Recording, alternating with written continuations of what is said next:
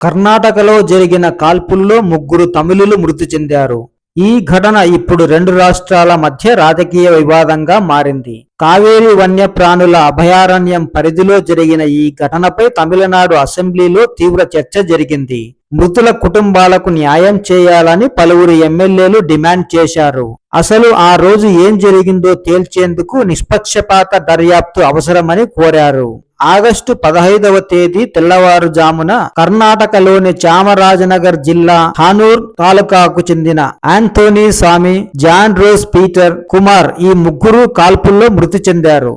మహిమదన్ అనే మరో వ్యక్తి గాయపడ్డారు. ప్రస్తుతం అతను ఆసుపత్రిలో చికిత్స పొందుతున్నాడు. అయితే ఈ ఘటనపై భిన్న వాదనలు వినిపిస్తున్నాయి. జింకలను వేటాడేందుకు వచ్చారని, తమ సిబ్బందిపై దాడికి యత్నించడంతో ఆత్మరక్షణ కోసం ఎదురు కాల్పులు జరిపారని కర్ణాటక అటవీ శాఖ చెబుతోంది. కానీ మృతుల కుటుంబాలు మాత్రం ఈ వాదనను ఖండిస్తున్నాయి. తమ పశువుల కోసం వెళ్లిన వారిపై కాల్పులు జరిపారని ఆరోపిస్తున్నారు. ఈ ఘటనను తమిళనాడు ముఖ్యమంత్రి సి జోసెఫ్ విజయ్ తీవ్రంగా ఖండించారు. కర్ణాటక అటవీ శాఖ ఇచ్చిన వివరణ ఆమోదయోగ్యంగా లేదని అన్నారు. నిష్పక్షపాతంగా ఉన్నత స్థాయి విచారణకు ఆదేశించాలని కర్ణాటక ప్రభుత్వాన్ని కోరారు. ఇక ఏఐఏడీఎంకే నాయకుడు మాజీ ముఖ్యమంత్రి పళనిస్వామి కూడా ఈ ఘటనపై స్పందించారు. ఇది రెండు రాష్ట్రాల సరిహద్దు ప్రాంతానికి సంబంధించిన వ్యవహారం కావడంతో సిబిఐ విచారణ అవసరమని డిమాండ్ చేశారు. కర్ణాటక ప్రకటించిన 5 లక్షల పరిహారం సరిపోదని కూడా అన్నారు. మరోవైపు డిఎంకే ఎమ్మెల్యే మనోజ్ పాండియన్ ఈ ఘటనను తీవ్రంగా తప్పుపట్టారు. బూటకపు ఎన్కౌంటర్ గా అభివర్ణించారు. మానవ హక్కుల ఉల్లంఘనగా పేర్కొన్నారు. అటవీ శాఖ అధికారులపై హత్య కేసులు నమోదు చేయాలని, అలాగే న్యాయ విచారణ జరపాలని డిమాండ్ చేశారు. కాంగ్రెస్ ఎమ్మెల్యే తారాహయ్ కత్బర్ట్ కూడా సిబిఐ దర్యాప్తుకు మద్దతు తెలిపారు.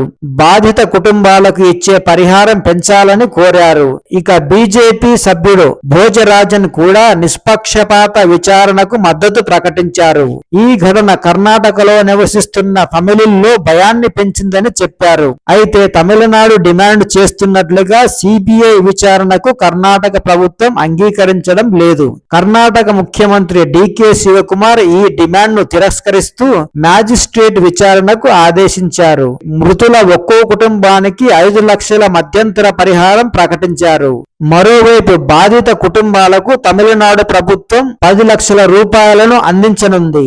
మొత్తంగా చూస్తే ఈ కాల్పుల ఘటనపై తమిళనాడు సిబిఐ విచారణకు డిమాండ్ చేస్తుంటే కర్ణాటక మాత్రం మ్యాజిస్ట్రేట్ విచారణకే పరిమితమవుతోంది. అసలు కాల్పుల వెనక నిజంగా ఏం జరిగిందన్న దానికి నిష్పక్షపాత దర్యాప్తే సమాధానం చెప్పాలి.